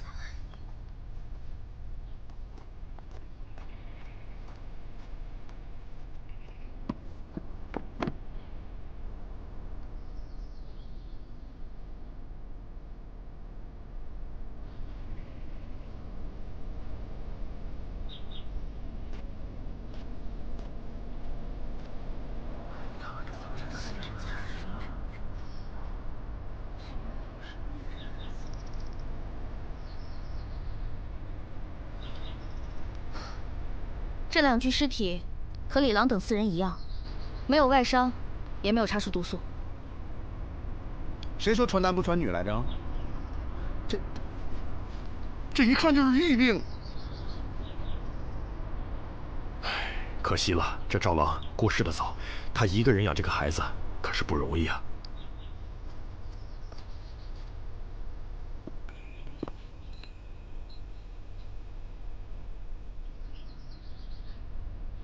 赵兰芝，女，23岁；赵莹莹，女，5岁。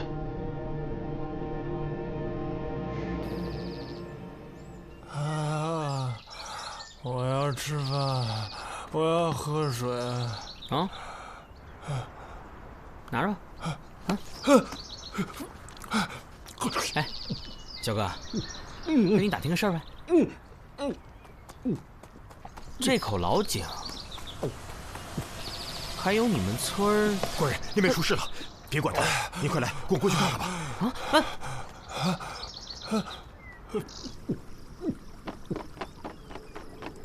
这个老巫婆，当时你干什么？害人！收死他！收死他！住手！这怎么了？你们为何擅自抓人？李正下令搜查传染源，我在他家里发现了这些下蛊毒的符文，这说明疫病全都是这个老婆子惹的祸。烧死他！烧死他！烧死他！烧死他！烧死他！烧死他！住手！住手！住手！来人，把这老巫婆烧了！住手！烧死他！烧死他！烧死他！烧死他！烧死他！烧死他！你又想干什么？疫病的事情与这位男主嫂无关。这些符文怎么解释？作为一个神婆，有些符文很奇怪吗？他就是个灾星，如果不把他处置了，我们一天好日子都没得过。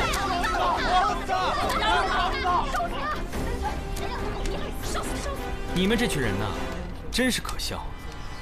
男主嫂嘴里一直念的，我听清了，是地藏菩萨本愿经。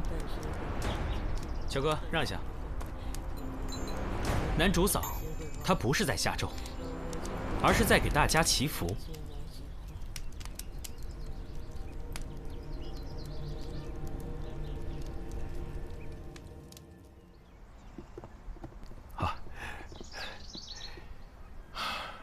各位官人来村里办案，我本应周全款待，但是村里这样，我连一顿好饭都没让大家吃上。你也不必客气，我们来也是公事公办。诸位，我先干为敬。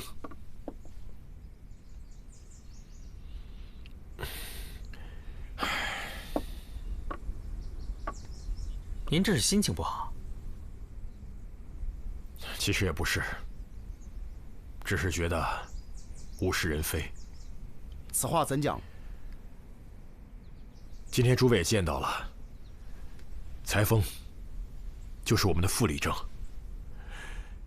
身为村官，却煽动村民迫害无辜的老人，让我下不来台，让诸位见笑了。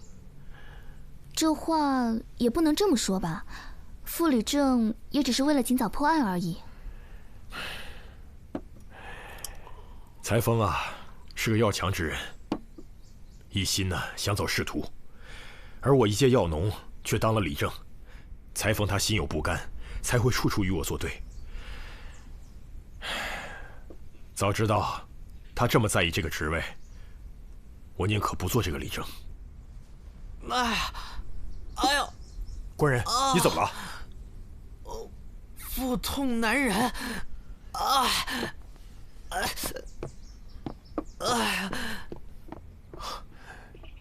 请吧。哎呀，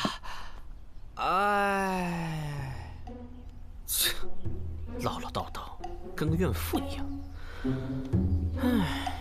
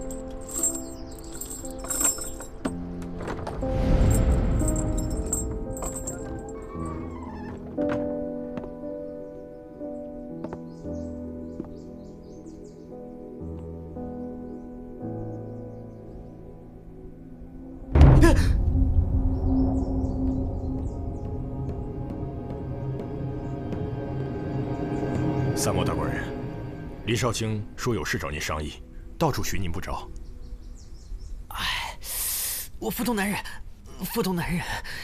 这里是寒舍贮藏粮食的仓房，大官人刚才不会……啊，没有。啊，是我多虑了，我引您去。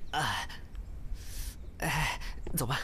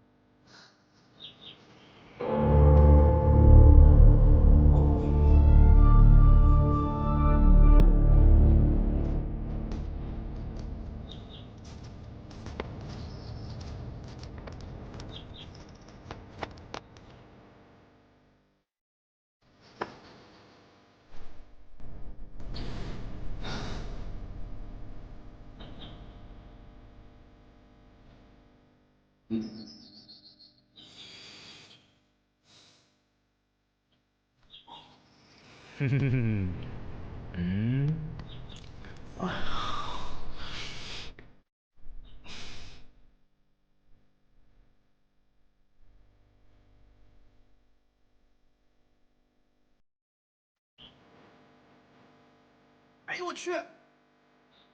喂，怎么了？这里面还有鱼呢！有鱼？可不嘛，活的！哎，快拉我上去！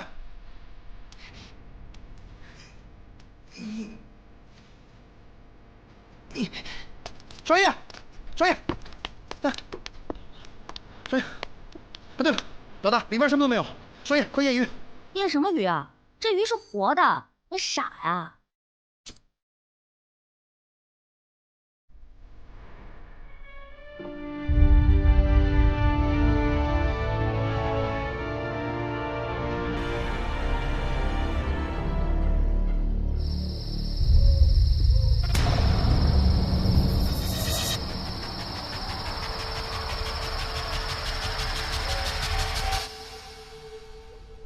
大家都闻到了，古井今日传出阵阵恶臭，这疫病的源头啊，必是这口古井，一定是之前休憩，触怒了龙王啊！真是一派胡言。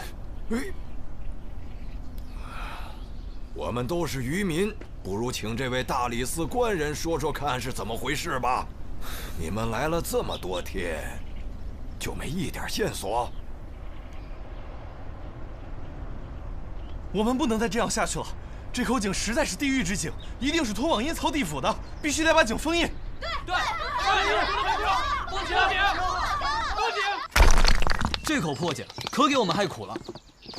哎，我劝你可别瞎说，小心再惹怒了龙王。我看这村子是待不下去了，我们还是搬到别的地方去吧。是啊，大伙儿都散了吧，回去搬家喽！搬家喽！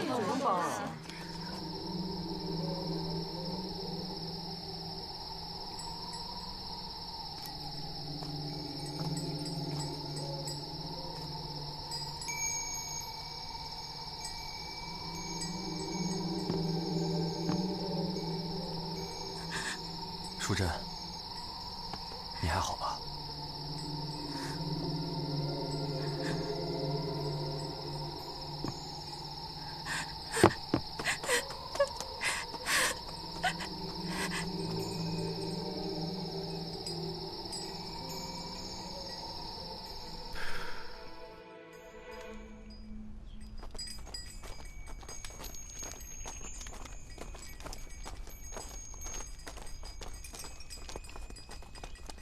村民都陆续搬走了，这可怎么办啊？我就觉得这是龙王大怒吗？这帮村民平时肯定没干什么好事儿。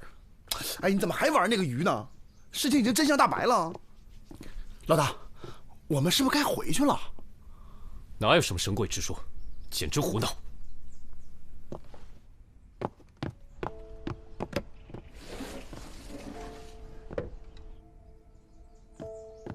哎，我告诉你们一件事情。怎么了？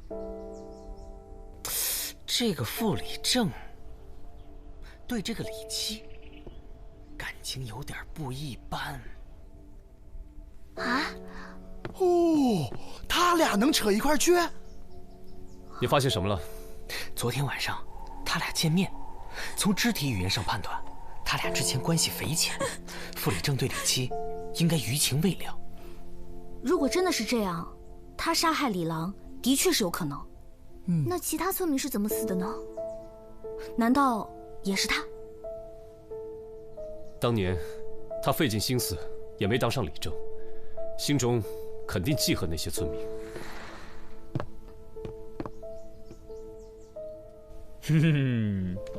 今天把大伙召集起来，是有件事情我要告诉大家。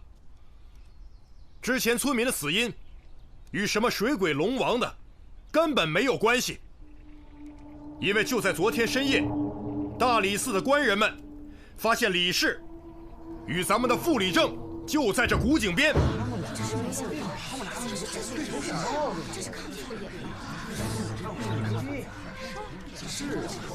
我万万没想到你居然干出这种事情。当年你和李郎都喜欢上李氏，我们都知道，可她毕竟已经嫁人了，你就应该放下。同年选举李正，乡亲们不认可你，让你落选。没想到你怀恨在心，想先杀死李郎，再往井里下毒，想害死全村百姓。你好毒啊！来人，把傅礼正给我抓了！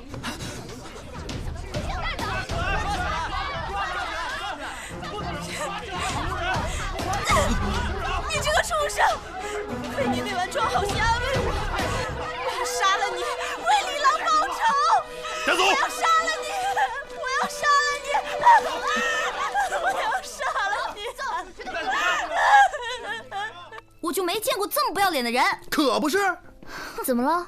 子苏，那个傅礼正一直不认罪，他死活都不说他下了什么药。你说这怎么给村民医治啊？那些喝了水的村民很有可能再次会有生命危险。哎，萨摩，你不是学过一点医术吗？都还没找出是什么原因，怎么医啊？那找些强身健体的药也行啊。好吧，好吧，我是要上一趟才能草药回来。哎，干嘛？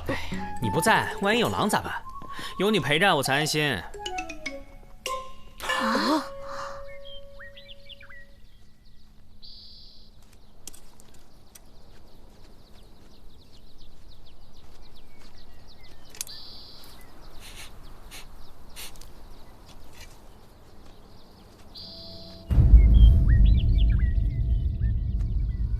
怎么了？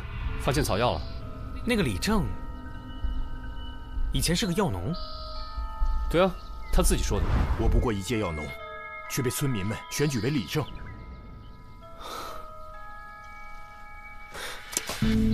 哎，你不采药了？不用了。那你倒是自己把东西背回去啊！萨摩，你采完药了？怎么一个人啊？李治呢？没时间多说了。泽苏，你是不是了解长安的地貌啊？你画一张东水村所在位置的地图给我。画地图干嘛？别废话了，快啊！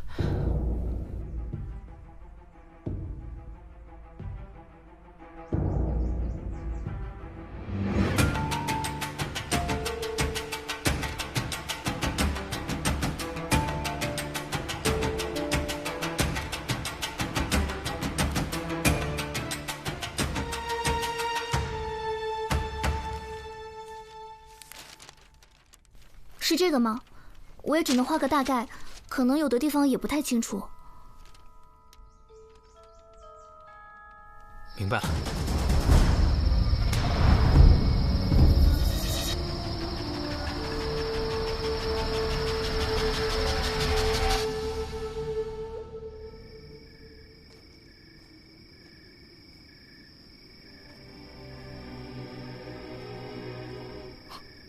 什么人？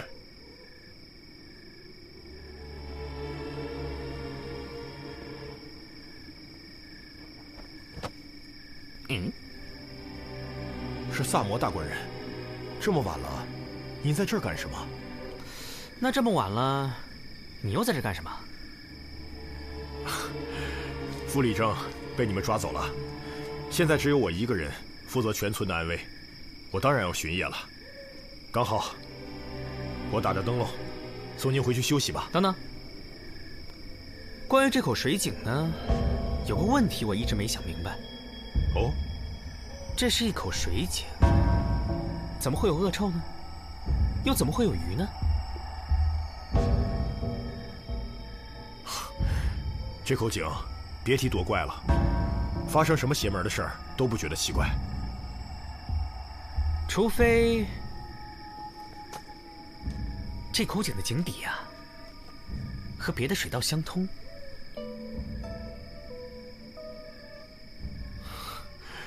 萨摩大官人，这天色真的很晚了，我看您就别在这胡思乱想了，还是让我送您回屋休息吧。哎，这东水村真是块宝地啊！临近是皇家金库，宫中派了重兵，层层把守金库。但谁又会想到，这样一个小村落的水井里，却有一条连通金库的水道呢？难怪金库失窃案迟迟未破。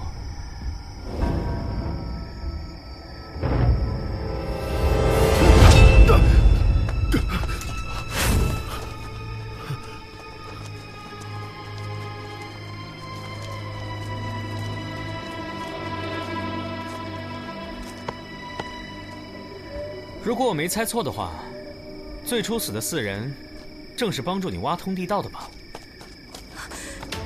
什么？你说李郎他？没错。你手腕上那个金镯，无论花纹和成色，都刻着皇家专用的纹样。唯一合理解释，自然是李郎在金库中偷来的。凭你一人之力想挖通这地道，实在是太过艰难。但如果你假借修缮水井之名，安排其他4人在农闲时开工，这样一来，即使运送土石出来，也不会被人发现。只不过事成之后，你却为了私吞财宝，残忍地将4人毒害。你放屁！这位仵作刚验过尸，他们并非中毒而死。哼，我一开始也被你蒙住了。双叶验不出毒，只是因为这是一种随处可见的毒——白蕈。白蕈能使人气管收缩窒息而死，由于是菌类，使用后被胃液融合消化，血中的毒消失，所以不易被人发现。这种白蕈长在深山里。试问平时谁会去那种地方？只有你会去，因为你是个药农。你杀了李郎4人后，我们就来到村子里。你本以为在溪边扔几条死鱼，再嫁祸给男主嫂，就万事大吉了。可你怎会想到会遇上聪慧过人的萨摩多罗呢？畜生！畜生！你为了陷害男主嫂，偷偷潜入他家里放巫蛊符文。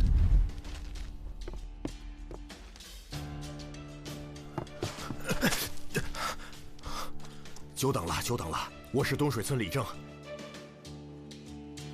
不料肩头沾上了男主嫂家用作巫毒人偶的稻草。你为了转移我们的调查方向，又将莹莹母女毒死，也太狠了吧！你作为一个李正，以保护村民为由，在村子里巡夜，便有了杀害母女最佳的作案时间。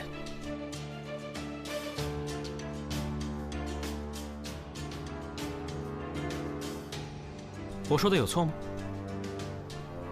哦，对了，我还去查看了你家的仓房。仓房原本应该用来存储粮食的，可为何粮食却被你随意堆在仓房门口？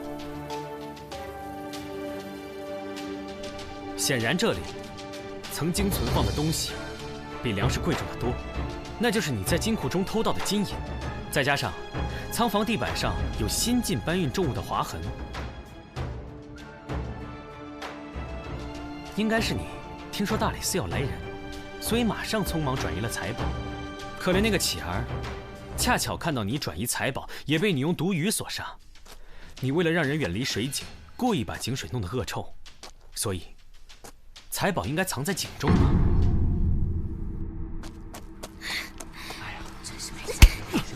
你个畜生，害死了7条人命，拿下！居然都是李正干的！他真是禽兽，还留着天理不容啊！这是个狗不如的东西！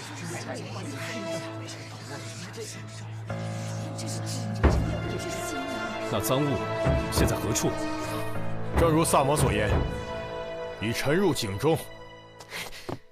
我来了！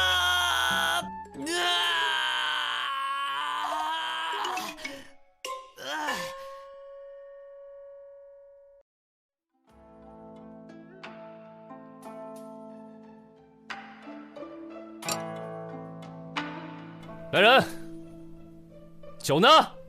都多长时间了？把人当空气啊？人呢？来啦，来啦！恭喜李少卿，贺喜李少卿！恭喜啥？成功破获皇家金库失窃案，追回赃物，皇上龙颜大悦。捎你些什么好东西没？当然没，这本就是大理寺分内之事。我怎么听说皇上当朝就赏赐了？有我们家萨摩一份吗？一个小玩意儿，他留着没用。哎，你别给我来这套啊！案子是你们一起破的，赏金见者有份。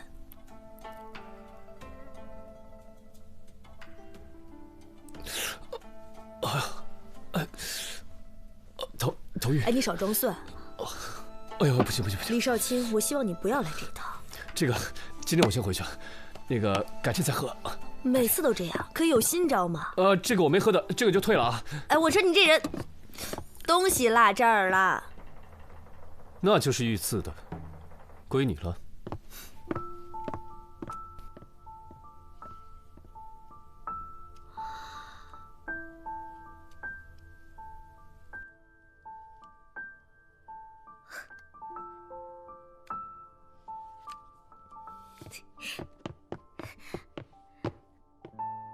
李少卿。